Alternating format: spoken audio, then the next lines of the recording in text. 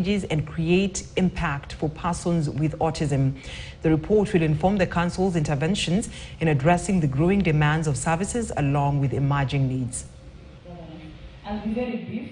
That kind of a presentation. We agreed that our chief... To avoid marginalization within the marginalized, we continue working toward ensuring that all groups of persons with disabilities are also given the focus they deserve.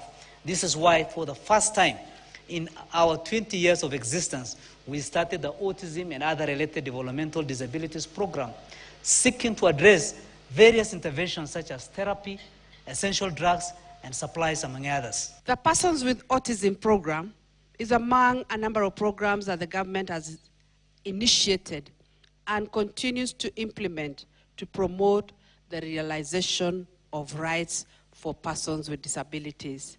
Persons with autism and other related developmental disabilities, together with their families, face a myriad and a lot of challenges, ranging from negative attitudes, discrimination, and marginalization within communities.